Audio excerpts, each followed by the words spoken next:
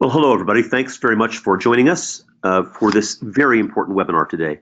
We're going to be hearing in a few moments from Dr. Howie Knoff with respect to specific ways that you can do one of the most important things possible in your school, and that is to decrease the failure rate and decrease disproportionate discipline referrals by having a behavioral accountability system that works. One of the things that we know is that when we make these important changes, it not only helps the climate and culture of your school, but it also helps reduce the dropout rate, helps improve the student success rate, and just makes the whole environment more comfortable, more safe, more pleasant for you and for your students, for your faculty, and everybody else. We're happy to follow up with this call, and you can reach me at the number that you see below, 781-710-9633. The email is dreeves@changeleaders. That should be an S on the end, changeleaders.com. And I'm more than happy to conduct this conversation with you as we proceed. Today, we're going to hear from my colleague, Dr. Howie Knoff. Dr. Knoff is a nationally acclaimed educator and researcher, particularly in the areas of discipline, in school climate, school culture, in multi-tiered system of supports. He's a best-selling author, former president of the American School Psychologists Association, and widely known as an expert in the field. Dr. Knoff, thanks very much for joining us today. Well, thank you, Doug, and good morning to everyone. As we're going through our discussion today, if you've got any questions or comments that you would like us to make, we'll have a couple of points in the presentation for questions and discussion. Please just text us at the number on the screen, 781-710-9633, and obviously there's a chat box on your webcam system, and feel free to just type right into the text box. So let's begin. When everyone's thinking alike, no one's thinking, and that's not to be disrespectful to people, but sometimes we get into a groupthink as it relates to different topics in education, and we kind of squelch some of the innovation and some of the deeper thinking that we need to do to solve the problem. And this is something that I think has occurred in the area of disproportionality for a number of years, and yet there are some very significant solutions that we can apply to the problem and help the broader climate of the school, the classroom, and student engagement and student success. So what we're going to talk about today is the importance of student self-management. And that's really the end that we need to begin with, because a major premise of this whole area of school discipline and behavior management is if the students are managing themselves, if they're demonstrating appropriate behavior, then we don't have to basically do any kind of disciplining. We don't have to be sending them to the office. We don't even consider suspensions. I'm going to go through a brief contemporary history of discipline in the context of disproportionality. We're going to talk very quickly about 4 new studies that have just come out really in the last 4 weeks that are all kind of separate studies, but I'm going to kind of gel them together because I think they tell a very important story as it relates to the topic at hand. We're going to talk very quickly about a context for positive behavioral supports or social emotional learning, but we're going to do it from a science to practice perspective rather than the off-the-cuff perspective that sometimes is occurring in some of the discussions around the country. And then we're going to kind of focus this all down to a very useful tool that I've developed over the years, implemented in thousands of schools across the country, that really is the essence, kind of the root of a student motivation and accountability system. So let's begin. So the big picture is that the ultimate educational goal is to maximize all students' academic achievement and their social emotional development. So an explicit goal is to basically to teach kids or help them to apply their already existing skills in the social emotional and behavioral area as well as in the academic area. And we all know that to some degree the social emotional and behavioral is a prerequisite to academic achievement and academic engagement. I mean, if the kids are coming to the school and they're not feeling safe, if they're not able to sit in their seat, if they're not able to work independently, If they're not feeling that they can work in the cooperative learning groups from an interpersonal perspective, then that's going to kind of undercut and undermine some of the academics that we do. And so we've got to look at a balanced perspective. So looking at it a little bit differently, from an academic learning, mastery, and achievement perspective, the ultimate goal that we have is to help kids to become independent learners. So yes, we're teaching the academic content, but we want the kids to have mastered and learned the content to the degree that they can apply and be independent with that content. From a social, emotional, and behavioral perspective, again, from thinking about this instructionally, we've got to teach kids social, emotional, and behavioral self-management. And again, it's not that they're not learning these skills at home, although quite honestly, some of our students are not. But we've got to, at the very least, take the skills that the kids walk in with and help them to apply the social, emotional, and behavioral to the school setting and school interactions. But then if they don't have those skills, then we really are incumbent on having to teach those skills in order to get to the academics. But as you can see from the diagram, this is a blended process. It's an interdependent process. But today we're going to focus on the social, emotional competency and self-management and apply it directly to the disproportionality. So a very quick definition. Self-management is a child or adolescent's ability to be socially, emotionally, and behaviorally aware of themselves. So for example, if a student is starting to get angry, if they're not physiologically aware that they're getting angry, they can't control the anger, and they may, lose control and be what I call physiologically out of control, because a lot of emotionality translates into physiology, and when kids have lost it, so to speak, they have lost a physiological and a cognitive function at the same time.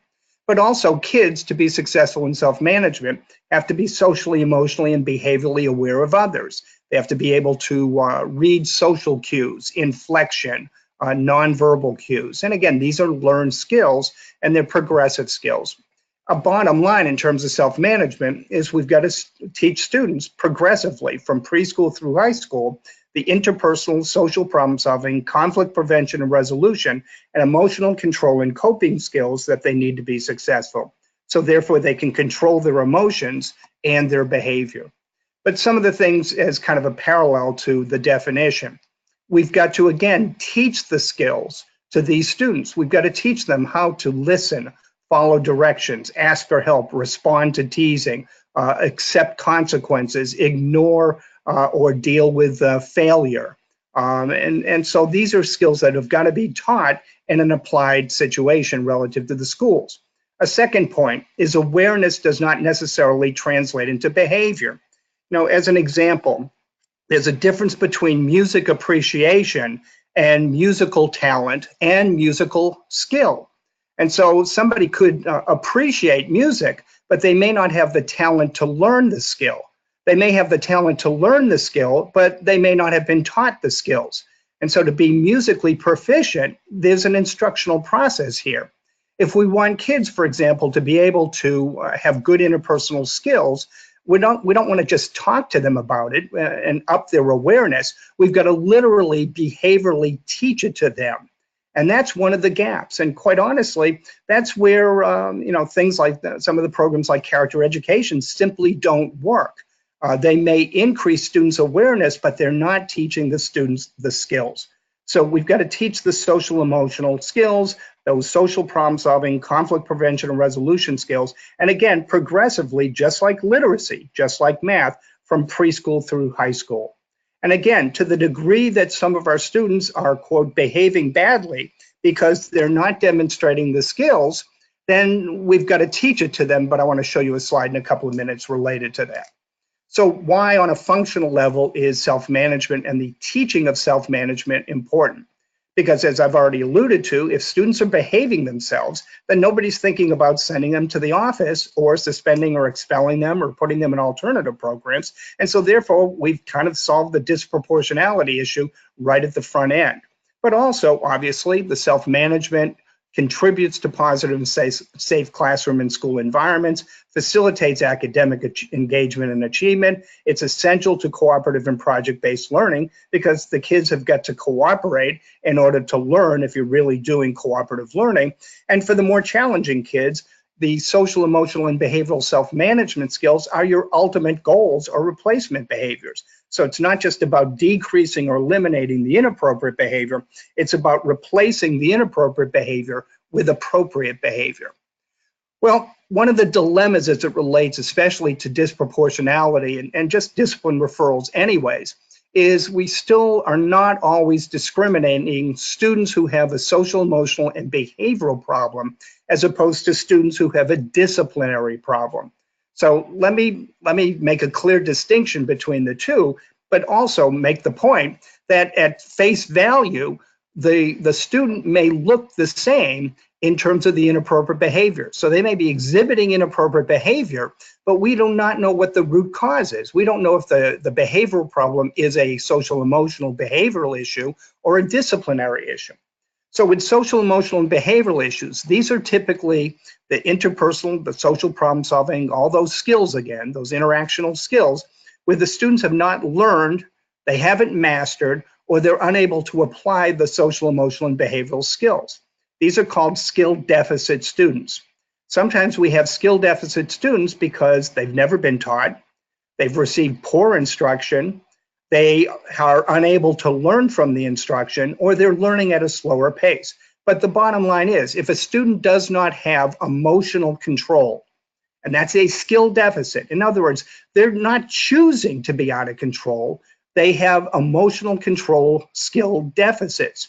The only solution to that problem is instruction. The question is who, when, where, how, and under what level of intensity. But the deal is that if it's a skill deficit, you can't motivate a student out of a skill deficit, and I'll show you that in a second. Kids with disciplinary problems, all things being equal, should respond successfully and appropriately to the discipline code.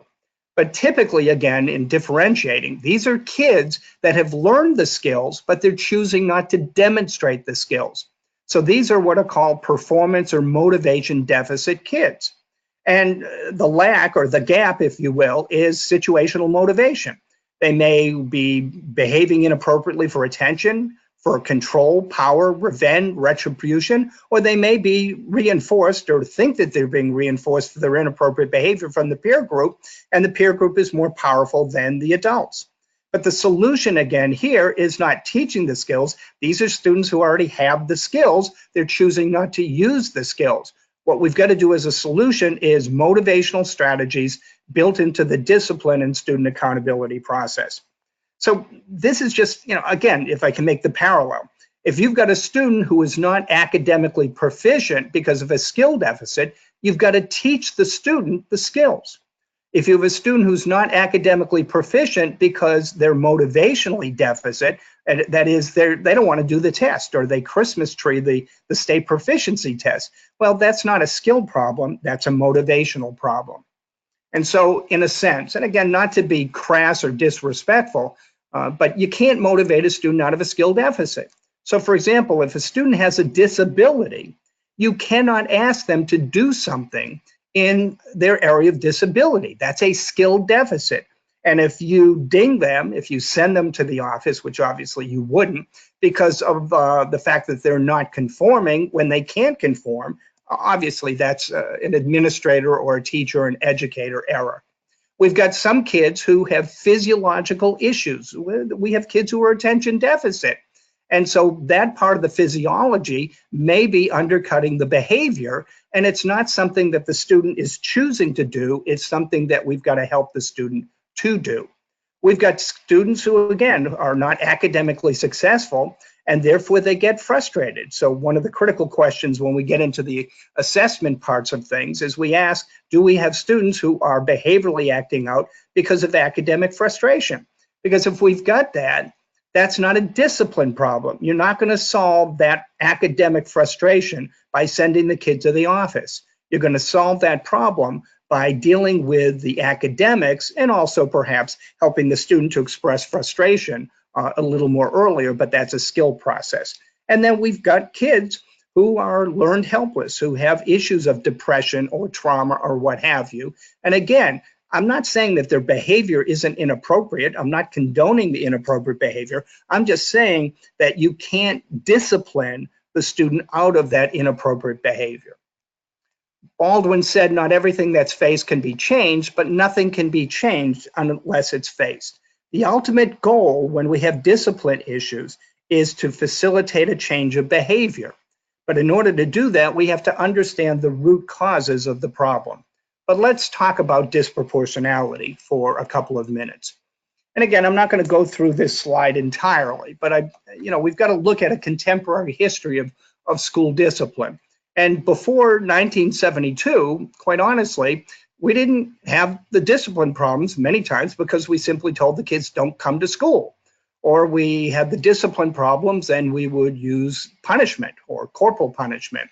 But we had students with disabilities, and students with disabilities, minority students and males, tend to be disproportionately disciplined. But in the area of students with disability, there was a federal court case in 1972 that said, look, you can't expel kids because of their disability. And so a lot of the special education court cases kind of summed up into what we now know is IDEA. But IDEA back in its first iteration was in 1975, and it was called 94-142. Well, again, in terms of discipline, we had special education where we were attending to that now. We had the Reagan administration with a no tolerance attitude. The no tolerance generalized in 1994 to the Federal Gun-Free Schools Act. And so from 94 until about 2009, 2010, and some schools still have this, there was this kind of zero tolerance perspective. Well, that didn't work out so well because in 1997, we had the Jonesboro shooting, we had Columbine, we just had another shooting today. I just saw it on the wire in Houston. But again, that's a complex issue, and I'm not saying that that's because we had zero tolerance. But the issue is that the zero tolerance approach has not worked because we're not looking at the root causes of the problem and doing the strategic interventions. So as we got into the 2000s, in 2008, the American Psychological Association published a major study and said zero tolerance is not getting us to the goals that we want. We started getting Office of Civil Rights information back in 2009 and beyond, telling us that African American students were being disciplined disproportionately, students with disabilities. We had a Texas study in 2011 where more than 50% across the entire state of Texas, more than 50% of the students in 7th through 12th grade were suspended or expelled at least once for discipline. And then in 2014, the Department of Education kind of pulled it all together and said, look, this is not working, and we've got to come up with a different way to do it. But unfortunately, what that sparked was a different way that did not work. And so let's talk about today. I'm going to very quickly review 4 studies that have just come out in the last really 4 or 6 weeks. One from the U.S. Department of Education, another one using the data from the Civil Rights Data Collection, which is a federal kind of database that I'll talk about in a second. The UCLA Civil Rights Project just published a study April 26th, and the American Association of School Administrators on May 2nd identified and published a school discipline survey. So let's go backwards and talk about the AASA discipline study. Published just a couple of weeks ago, if not 10 days ago, and they surveyed 950 school leaders in 47 states, and they said, all right, so the Department of Education sent out this 2014 Dear Colleague letter and said, stop discriminating, stop doing the disproportionality. You're going to have to come up with some systemic and functional changes, so get on and do it. Well, what was the survey results? Well, what they found was that only 16% of the district leaders that they surveyed, the 950 school leaders, said that they changed their discipline because of the 2014 letter. But of the 16% that did, we had kind of mixed results. Only 44% said that what they did to change, to conform with the decrease of the disproportionality, only 44% had positive effects. 25% of the leaders said negative effects, 12% mixed. The ones that had the negative impact, here were the major concerns. All of a sudden, there was an inability to remove aggressive students in class, which led to a meaningful loss of instructional time. See, what happened in this first iteration in response to the 2014 letter is that a lot of school districts simply said, we're not going to send these kids to the office. We're not going to suspend these kids. We're not going to expel these kids. And that was kind of an inappropriate thing to do, but that's what they did. They did a policy change rather than a practice change. And they simply said, for example, the St. Paul School District said, kids from kindergarten to second grade, if they demonstrate absolutely atrocious, inappropriate behavior, we're still not going to suspend them. But what they didn't do is they didn't address the problem. They simply said, we're not going to suspend the students. So what happened is in a lot of these systems, all of a sudden, they were not allowed by policy to remove the aggressive students. And this caused a decrease in morale for student personnel as well as students, and empowered some of the students to misbehave because they knew that there were no consequences. What we found from the survey, the urban and large districts were more likely to adopt new discipline policies, as I alluded to with the St. Paul. 20% of the district leaders said that it wasn't the letter, but the fact that they were getting pressure from the Office of Civil Rights, and that's why they changed. And then, some of the district leaders said that the method and the interactions from the Office of Civil Rights need to be rethought. And a last point, which is a critical point, is that 56% of the people in the survey that was just published said that they had changed their policies and procedures back in 2013. So some of them didn't feel that they had a need to change. The next study. It's a kindergarten through 12th grade study. It's called Discipline Disparities for Black Students, Boys, and Students with Disabilities out of the U.S. General Accountability Office. And what the GAO does is that they collect data in large data banks about all schools and all public schools and all students. And then, different people in the department take different pieces out of the data and do some analyses. But this database is held by the Office of Civil Rights. What they did was they analyzed the discipline data from 2013-14. They went out and also interviewed officials from 5 districts and 19 schools. And they selected these districts because of the disproportionality that was still occurring in 2013 and 2014. Well, what did they find? They found that Black students, boys, and students with disabilities were still disproportionately disciplined in terms of suspensions and expulsions in the K-12 public schools across the country.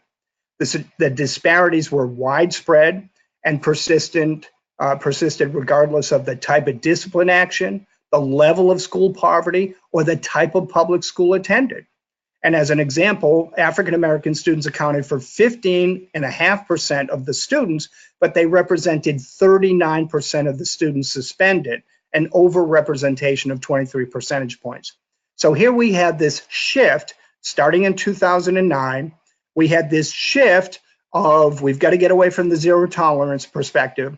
We had many of the school districts with massive policy changes where they said we're not going to take these kids and suspend them any longer. They're still behaving badly, but we're not going to suspend them. And we still had the disproportionality. The conclusions. Educators in the field basically were not surprised that we weren't decreasing the disproportionality. And to some degree, what was happening is that the people in Washington, the people in the departments of education, and I worked in the Department of Education in Arkansas for 13 years, people were not listening to the people in the field.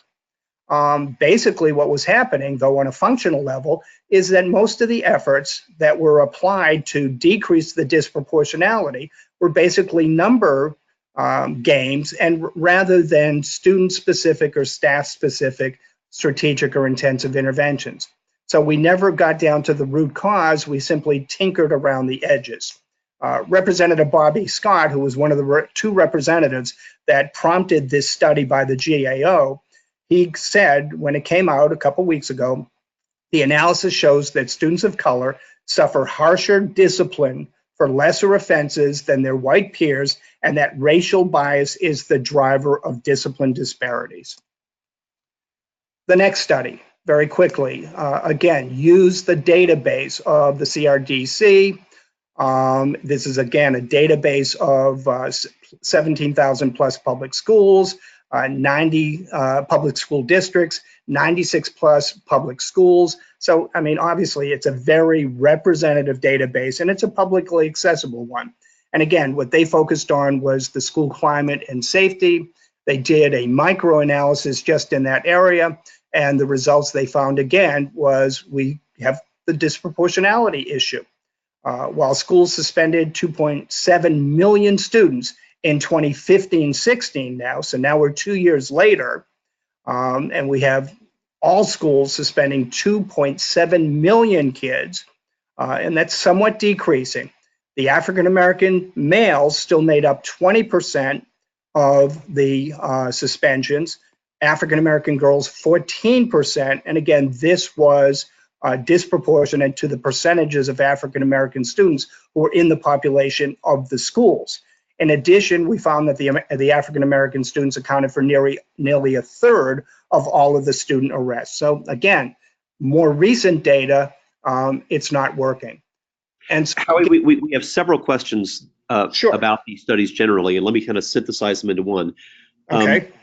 The studies show us what's going wrong. Do any of the studies suggest examples of specific instruction, consequences, or incentives that are effective in improving behavior? And that's where we're going to go, Doug, because the studies are not, a lot of these studies are just simply showing us the data, but in looking at the backstories of what these districts are doing, they're not drilling this down to the degree that they need to in terms of understanding the students. And for those of us who are out in the field, and I'm certainly out in the field on a weekly basis, we're tinkering with policy rather than providing resources. And there are a number of other studies I could be citing that basically did analyses of districts. And what those studies have shown is that there was no staff training, there were no more resources, there were no professional development of doing the strategic and the intensive interventions in classroom management things. And so in essence, we've had policy changes, but not practice changes. And again, so what our questioners are saying is we know what's wrong. We need to know what specifically to do in instruction, in consequences, or in incentives that does work according to the research. Okay. All right. So let's move ahead then. You know, we've kind of made the point about the disproportionality. People can look at these additional studies. Let me just add one thing from one of the studies here, is that not only are we talking about the students being sent to the office, the suspensions and the expulsions, but that is translating into loss of academic time. And the probably most at-risk population, and this is the last study out of the UCLA, is African-American students with disabilities. And you can see at the bottom of this slide, they were out of the classroom in the 2015-16 year, 121 days on average in terms of losing time out of the classroom, compared with other Caucasian students with disabilities at 43 days, and then you contrast it with students who do not have disabilities at all. So again, we've got a compounded problem. Some of the reasons, again, for the problem is that the legislatures and the districts tried to change practice through policy and not by looking at the underlying reasons for the problem. We've got state departments of education that have been promoting one-size-fits-all programs that have been methodologically flawed. We have districts and schools that have been focusing on constructs and awareness rather than teaching the social, emotional, and behavioral skills. We've got districts that are not recognizing that classroom management is implicated here. And one of the critical issues about classroom management is that the vast majority of teachers coming out of teacher training, and this is historical in nature, have not been taught about effective classroom management and effective social, emotional, and behavioral classroom interventions. We've got the flaw 5. We've got systems of discipline that are set up trying to change students' motivation when the students haven't learned and mastered the skills. And then finally, we've got districts, staff, and schools who really don't have the knowledge of the multi-tiered services or the resources or the implementation to be able to deal with a continuum of student behaviors. Some other issues that we have. We do have multicultural, racial, socioeconomic, and disability-related bias and prejudice, and that sometimes is undermining the process. We have teachers who are evaluated on academic instruction and not also on school and classroom climate, relationships, and behavior management. And we've got discipline codes that simply are punishment related and punishment focused. And they're not looking at that discrimination, again, of a student with a discipline problem versus a student with a behavioral problem. All right, so let's pause and then we'll do the shift and spend the rest of our time with the solutions. But Doug, any other questions before we make the shift? Yes, and I think let's start out with several of the analyses that you mentioned had to do with racial bias. And you hit a real nerve here with people saying, if a student is disruptive, violent, and cusses me out, and I send him out of class, it's not because he's African American, it's because he's disruptive, violent, and cusses me out. And so the question is, what's the goal of sending the student out of the classroom? And I would suggest that the ultimate goal, okay, there are multiple goals, but the ultimate goal is to facilitate a change of behavior. In order to facilitate a change of behavior, we've got to understand why the student is cussing you out. And here's the ultimate litmus test. If sending the student out of the office, down to the office or out of the classroom is the quote intervention, then the student should return from that put out having changed their behavior. Well, how many students is that actually occurring with? And so we can sit there and say, well, how many times do you send a kid to the office under these conditions before you conclude that even though that's an appropriate response in terms of an educator response, that is not an intervention that's facilitating a change of behavior. And so what needs to happen is we've got to get into the database functional assessment problem-solving process. And again, a classroom teacher could do that, a grade level of teachers could do that, or maybe the student needs a multidisciplinary team. And we're talking about the MTSS team or the student assistance team or whatever the school calls or the district calls that team. But the issue is if we're not getting the ultimate outcome of changing the behavior, and we've done everything we need to do, then we've got to tag team it into the multi-tiered process and figure out the root causes and then apply the appropriate strategies and interventions.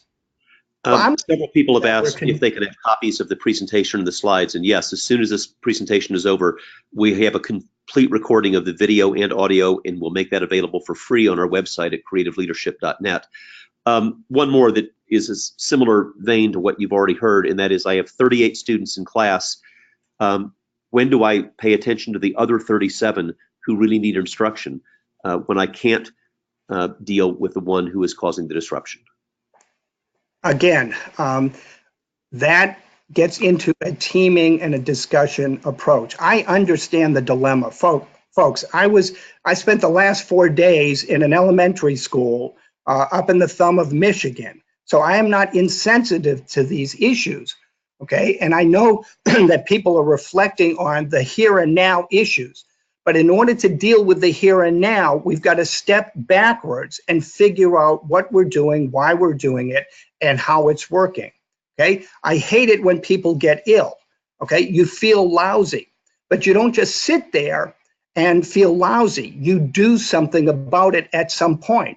Whether you go down to the Walmart and you self-medicate, or you go to your primary care physician or what have you. You move into a medical diagnostic assessment process to figure out why you're feeling lousy, and you do something about it. And while it'll be wonderful for the doctor to give you immediate solutions with immediate payoff, that's simply not the case with some of the maladies that we have.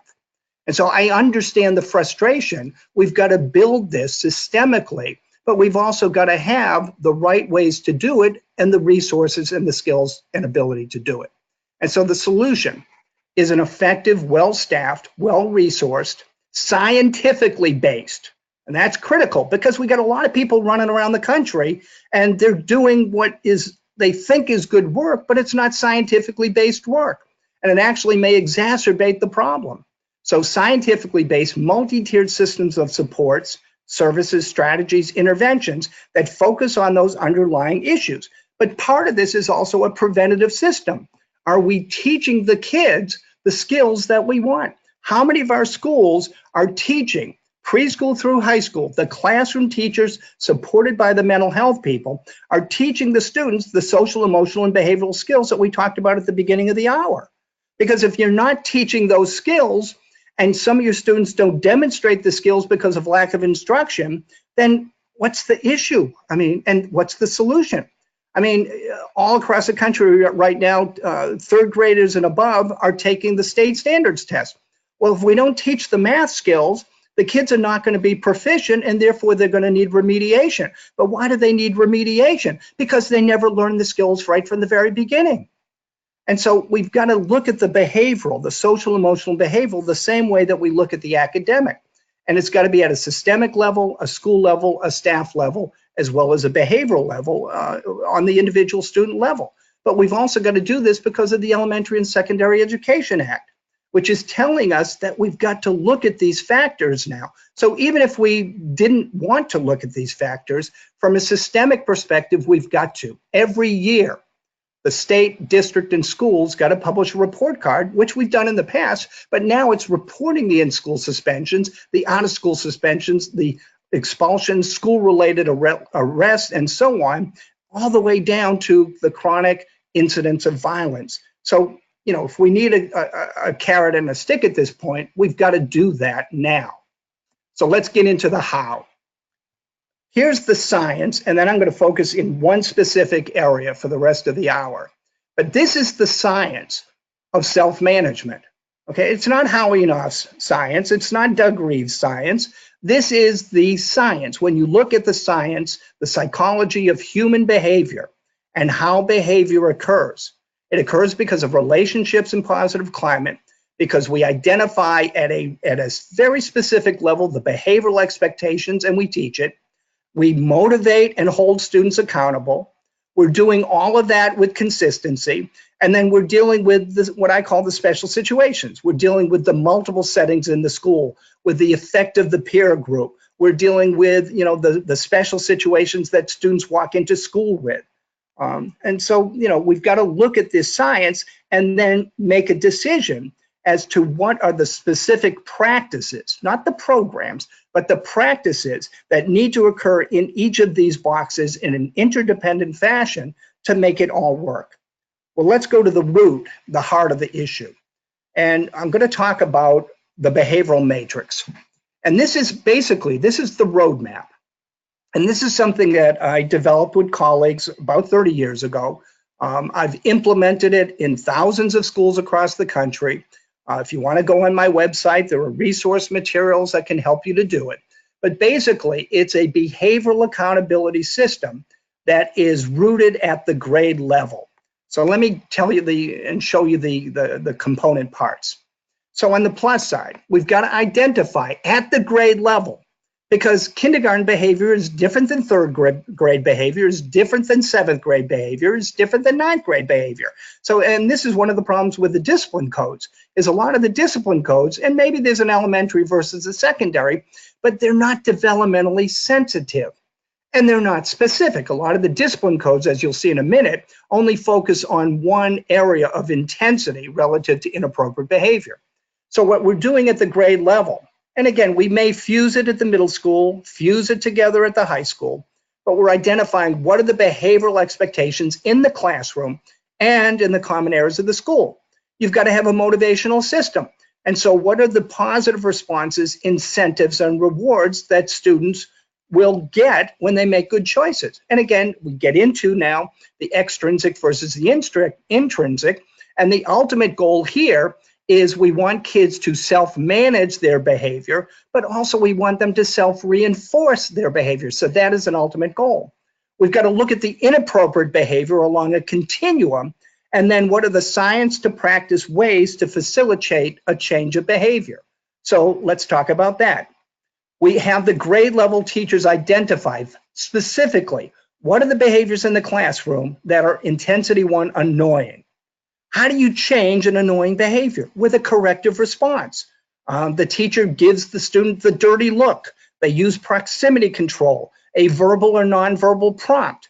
But what they have to do is they've got to teach the students, if they're going to do proximity control, what the proximity of the teacher to the student is non-verbally communicating, what the teacher is expecting the student to behaviorally do, and then what's going to happen if the student makes a good choice or a bad choice.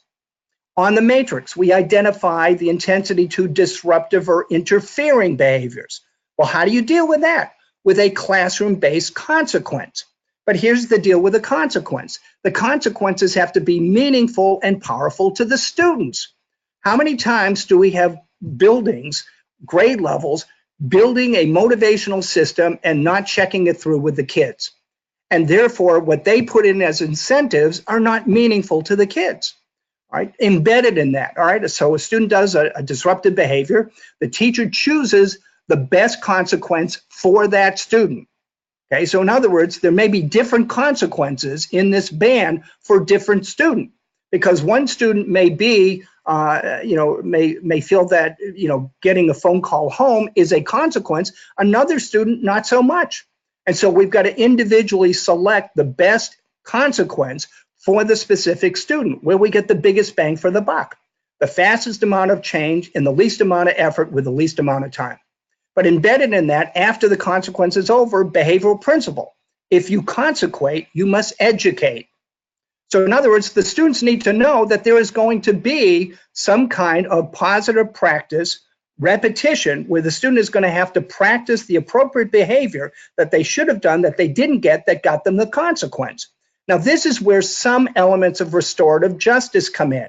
But where restorative justice doesn't work is if the kid doesn't have the skills. So if the kid doesn't have the skills and does something inappropriate and then they apologize for it, they're not any better skilled to demonstrate the appropriate behavior the next time. So the whole restorative justice thing fits into the matrix right here, but it's not an effective, comprehensive program. Persistent antisocial. Persistent inappropriate behavior or disruptive behavior or antisocial intensity 2, you're going to ask the student to leave the classroom. But that's not the consequence. So all things being equal, if we send that student to the office, the teacher at some point comes down to the office and they, the principal, maybe the parent and the student, they figure out the consequences. The reason for that, the reason why we don't want the administrator to be doing it at that point of intensity 3, is we want the student to still see the teacher as the primary focus of accountability. So if the kid is only accountable to the building principal, you're going to send that kid out all the time. And then, of course, you've got the intensity 4, which is your code of conduct. So yes, you're going to send the student out. He's going to go to the office or she's going to go to the office. There may be a suspension, but now the administrator is asking, will this suspension, while administratively appropriate, while code of conduct appropriate, will this facilitate a change of behavior? And if the answer is no, and you can see the asterisk next to intensity 3 and 4 on the right-hand side, if the response from a discipline perspective we know is not going to work or is not working, then what we've got to do is we've got to tag team the case into the multi-tiered process and perhaps up to the building level multi-tiered team to do the functional assessments to figure out the root causes of the problem. In a diagrammatic way, this is one of our posters at the kindergarten level. And I know you're not going to be able to see all the small things, but you've got the expected behavior, annoying, classroom disruption, major disruption. This is our poster at the 6th grade level. And again, music, art, PE, media, they are using the same matrix as the grade level team is. The kids have got to get the message that it doesn't matter where you are in the school, who you're interacting with as an adult, you're going to be held accountable to the matrix. And we teach the kids the matrix. And the goal ultimately is for the kids to internalize the matrix so that when they say, I need to stop and think, am I going to make a good choice or a bad choice? They're thinking about the matrix. If I make a good choice here, what are the incentives? If I make a bad choice here, what are the consequences? And so again, this is all to focus on school discipline, classroom management, but also student self-management. This is the roadmap to success. And so there's a whole process of developing this. And we've got this all manualized. Again, it's done many times by the discipline committee. So we have the discipline committee in the building, a grade level representative, and so they are facilitating not just the development, but facilitating kind of the implementation of the matrix at their grade level. We give Howie, we've got several questions that are coming in, and I want to try to get to some of them before we run out of time. Go ahead. The most important one is the following. It says, so where specifically can we find programs that have proven successful for teaching specific skills as interventions? Are there any that you can recommend? Well, I don't want this to be, yeah, there are a lot of them out in the research. It's just have the right people put them and integrated them together into the right package. Again, if you look at the 5 components that I talked about earlier, you've got to have a social skills program, but the social skills program has got to be evidence-based. You can't, one of the popular ones right now is the leader in me. And the leader in me is, it's a nice and it's a feel-good program, but it doesn't teach skills. But what they're asking for is what you do recommend. They know it doesn't work. Is there something specifically, either perhaps separately on a video conference with this questioner, where you can say, this specifically works with these students? All right. And again, I don't mean this to be self-serving, all right, but what I do, Project Achieve, we've done is an evidence-based program through the U.S. Department of Health and Human Services, the Substance Abuse and Mental Health Services Administration. It's been evidence-based since 2000. Everything that I'm talking about here, we have integrated and done in thousands of schools across the country. I did this as the state personnel director across the state of Arkansas for 13 years.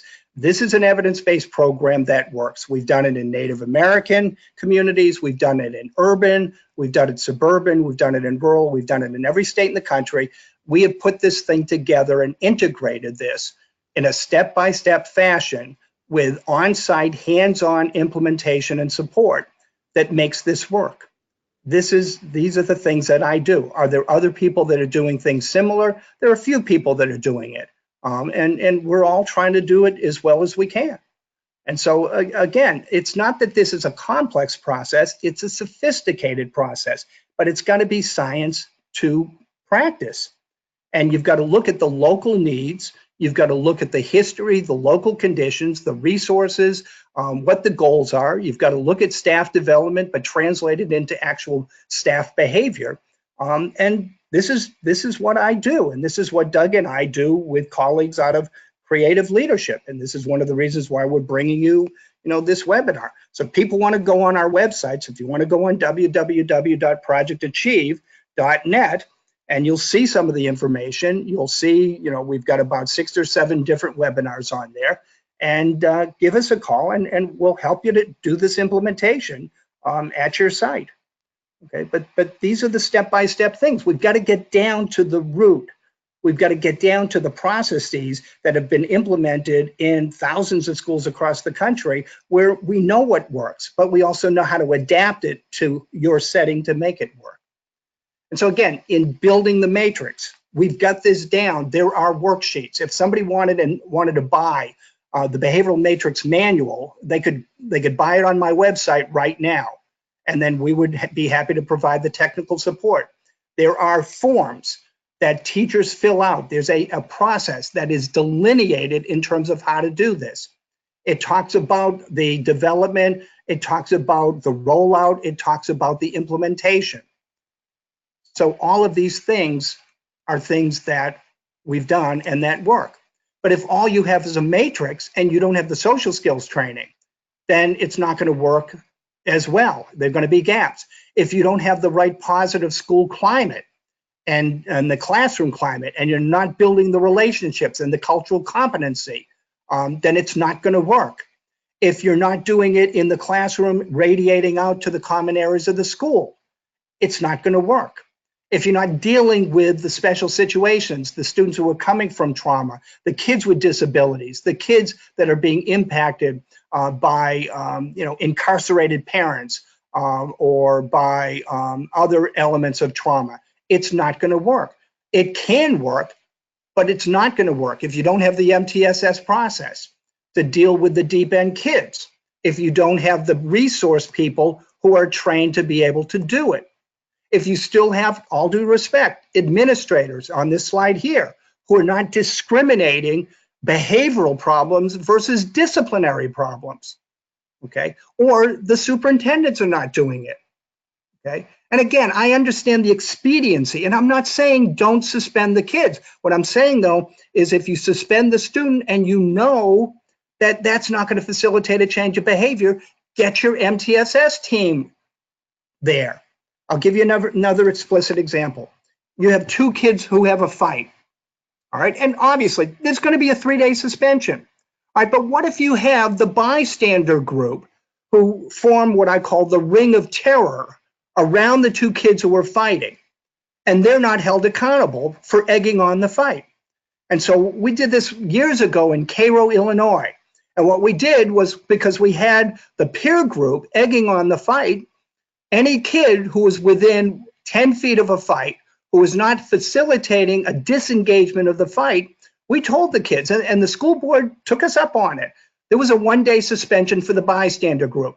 If you were instigating and reinforcing the fight, there was accountability. But to add on, what did we do? The two combatants had a 3-day suspension. Well, what we did was, the first day of the suspension, the two combatants with their parents had to come to the district office, and we had mediators, we had psychologists waiting for them. Sometimes the administrator was waiting for them. And so the first day of the suspension was a debrief of the fight, an analysis of the root causes of the fight, and then we started to frame out, in many cases, the intervention that was going to solve the problem relative to the fight. So we used the 3 days of the suspension as a problem solving and a de-escalation and a skill building problem solving process, so that when the kids came back to school after the 3-day suspension, we had a higher probability that we were not going to have another fight. But see, people are not doing this. And I know it takes time, and I know it takes resources. And for some administrators, I get it. It's easier to send the kid to the alternative program. But the deal is, the alternative program is not an intervention. It's simply the place where hopefully the right interventions are being implemented. We only have about 5 minutes, and had a specific request to see if you had an example at grades 7 and 8 of similar to what you showed for kindergarten and 1. Well, I've got a 6th grade, I think. I showed the 6th grade. And just have that person email me, and I'll send you a sample of the 7th grade. But let's talk about the secondary level, because a lot of times what we do at the secondary level is, first of all, we have to look at how the teachers are organized. You know, in middle school, are they organized in in houses, or are they teaching multiple grade levels? At the high school, they're almost always teaching in multiple grade levels. So at the middle school, sometimes what we do is we'll have a 6th grade matrix, a 7th grade matrix, and an 8th grade matrix. But the key is, as you look here, is that once we draft the matrices, in phase 2, we're looking across the matrices to make sure that one grade level is not excessively punitive or lenient compared to the neighboring grade levels. But in a middle school, sometimes we'll have 3 different grade level matrices. Sometimes we'll have a 6th grade matrix, because the 6th graders are new to the school. They're a little bit more squirrely, and we've got to give them a little extra attention. So we have a 6th grade matrix and an integrated 7-8. Some middle schools decide to go, all in and simply have one matrix, 6th through 8th. And honestly, as long as it works in practice, to me, it doesn't matter. Okay, I'll give some advice one way or the other, but all things being equal, if people are working the matrix on a day-to-day basis, if they're teaching the social skills, if the middle school kids are internalizing the matrix and we're tracking the data, we're fine. At the high school, more often than not, we have a 9th grade matrix, especially if 9th grade is the entering year, and then an integrated 10th through 12th grade matrix, because obviously you've got teachers who are teaching multiple grade levels. So again, we've retrofitted this process to make it work, to make it functional. This is not a piece of paper. This is a functional, living document that kids are internalizing as well as staff. And the staff are internalizing it on an effective classroom management basis. The common areas of the school, we're trying to teach behaviors. So we're looking at what the kids need to do. For example, in the hallway, there are 3 phases in the hallway: getting out into the hallway, when you're in the hallway, and entering the next setting. And a lot of times the kids' behavior in the hallway is more a function of how they leave the classroom than the fact that it's a setting specific behavior just in the hallway. But here's the bottom line. The bottom line is we're teaching behaviors. These are our behavioral expectations in most of our schools. Eyes forward, hands by your side, mouth quiet, walk to the right, watch your space. You don't need to mess it up and convolute it with putting it into a 3x3 grid that says safe, respectful, and responsible. Kids don't understand that. It simply becomes a game, it's like a game board to them. We only have time for about one more question. And this one says, if we started this in the fall, how long should it take to see results? It depends on what results you're wanting to see, and it depends on how serious the gap is. So, I mean, there are early initial results, right from the very beginning of the process. But, again, that's one of the things that we do. We go in and we do a needs assessment. We do a resource analysis. We do a gap analysis. We write an action plan. So before we start doing the implementation, we make sure that everyone's on board. We make sure that we have the resources that we need, and we make sure that that we're doing this in a systematic way with the training, with the implementation, and with the sustaining. And so, the action plan dictates or defines what the goals are. But can you turn a school around in a very quick manner? Absolutely. Absolutely. And I'll be honest with you, sometimes the schools that are in the worst social, emotional, behavioral conditions are the easiest ones to begin the initial turnaround because the changes can be so dramatic. But in order to do that, everybody's got to be a piece of the puzzle. And so we got to be working this together in a cohesive and collaborative way. So again, one thing that I would add before we have to close, and if you'll put the contact us slide up so people can contact us for additional information, that would be great. We want to be able to number one, respond to you individually, and you can see the both telephone number and text. It's dreeves@changeleaders.com that you can reach me at.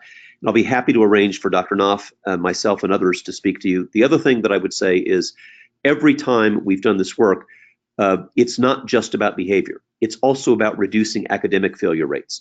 When we make changes that improve academic performance and reduce the DF rate, then every time, bar none, behavior gets better. And so they are not two separate issues. You work on both of those together, have failure go down, behavior gets better. And that's, I think, an incentive for families, for students, for teachers, for staff members to really take this seriously and participate. Howie, I want to thank you. I realized that our time was short, but I promised that we would not take more than an hour of our listeners' time. Thanks to our listeners, and please give us a call or talk to us on the web so that we can learn more about how we can specifically serve you. Thanks very much, everybody, and have a great day.